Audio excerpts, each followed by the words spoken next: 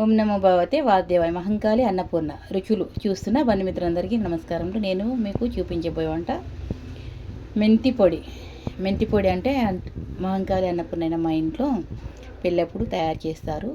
అంటే ఎప్పుడంటే అప్పుడు చేసుకొని తినవచ్చు.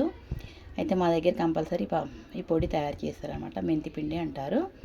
దీనికి కావలసిన వస్తువులు 50 గ్రాముల శనగపప్పు, 50 గ్రాముల కందిపప్పు, 50 గ్రాముల మినపప్పు, 50 గ్రాముల పెసరపప్పు, 1 టీ స్పూన్ ధనియాలు, హాఫ్ టీ స్పూన్ జీలకర్ర, పావు టీ స్పూన్ కొంచెం ఇంకా తక్కువనే ఉంటాయి మెంతులు, 2 టీ స్పూన్ల ఆయిలు, తులం ఉప్పు. నేను ఎప్పుడు మీకు చెప్తూ ఉంటాను కదా, ఇలా బోడ వేస్తే హాఫ్ తులం అని, ఇలా బోడ 2 వేసాను. తులం ఉప్పు, 10 ఎండుమిర్చి. ఈ 10 ఎండుమిర్చి ఉంది కదా, 2 ముక్కలు చేయాలి.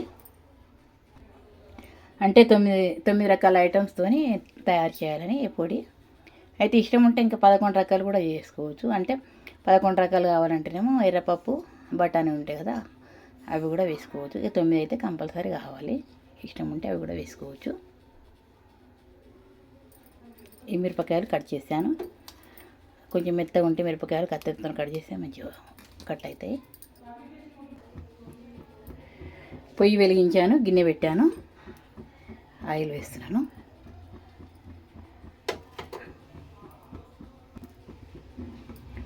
ఆయిల్ వేడెక్కింది. జీలకర్ర,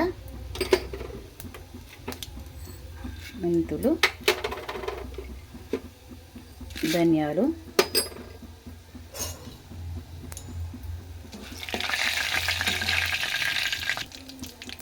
ఎండుమిర్చి ముక్కలు,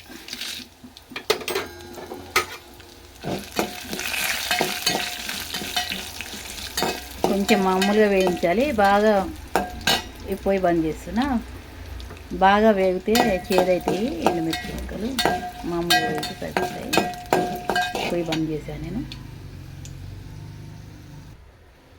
మిర్చి చల్లబడేలోపు ఏం చేయాలంటే, ఈ 4 పప్పులు ఉన్నాయి కదా, కొంచెం బరకగా గ్రైండింగ్ చేసి పెట్టుకోవాలి. ఒకటేసారి 4 ఒకటేసారి వేసుకోవచ్చు. 4 పప్పులు గ్రైండర్ గిన్నెలో పోసాను. కొంచెం బరకగా గ్రైండింగ్ చేసి పెట్టాను. ఈ ఎండుమిర్చి ధనియాలు ఇవి ఆయిల్లో వేయించినాయి. ఆ చిన్న మిక్సీ గిన్నెలో వేసాను. ఇక ఉప్పు వేసి గ్రైండింగ్ చేయాలి.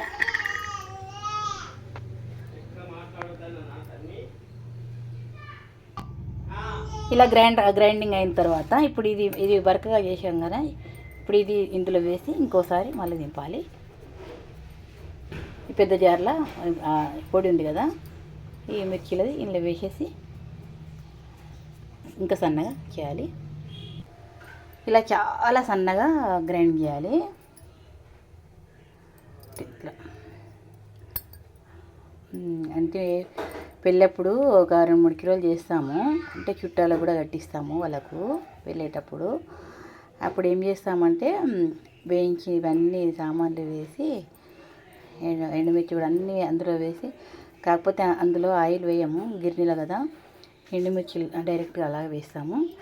వేసిన తర్వాత అదే పిండి గిర్ని మరపడతారు కదా పిండి, అందులో వేసుకొస్తాం అన్నట్టు. ఈ మెంతి పిండి చాలా కదా, ఇక అప్పుడు వేసినప్పుడు బఠానీ కూడా వేయచ్చు. ఇది ఈ గ్రైండర్లో బఠానీ వేస్తే దంగదు కదా, అందుకని వేయడం లేదు. ఇష్టం అంటే 9 అయితే కంపల్సరీ చెప్పాను కదా, 11 కావాలంటే ఎర్రపప్పు, సిరిశనగపప్పు, బఠానీ కూడా వేసుకోవచ్చు. అంటే గిన్నెలో చాలా పట్టించేది ఉంటే. ఇంకా ఇది కొంచెమే కదా, ఇంకా వేయడం లేదు. ఈ పిండి మాత్రం ఇట్లా నున్నగా, చాలా నున్నగా సన్నగా ఉండాలి. అయితే పెళ్ళప్పుడు ఇంకా చట్నీ పొడి కూడా చేస్తాము. ఆ వీడియో కూడా పెడతాను నేను, 2 పెడతాను. ఇది మెంతి పొడి కదా, ఇది మెంతి పిండి అంటారు. అదేమో చట్నీ పొడి, అదేమో కొంచెం బరకగా ఉండాలి, ఇదేమో సన్నగా ఉండాలన్నమాట.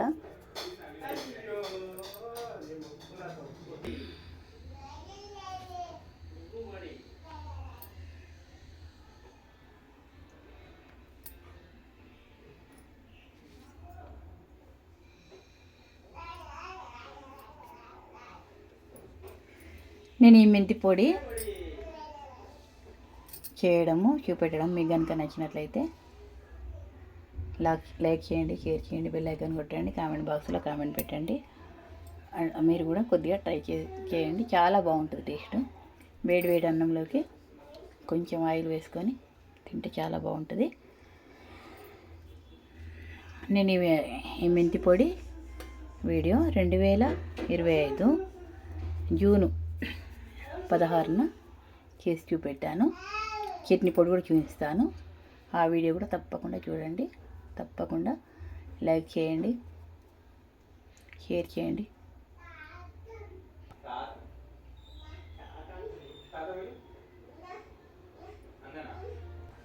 అయితే పావు టీ స్పూను మెంతులు ఎట్లా అంటే నేను ఊరికే లెక్క పెట్టాను. లెక్క పెడితే 50 గింజలు వచ్చాయి.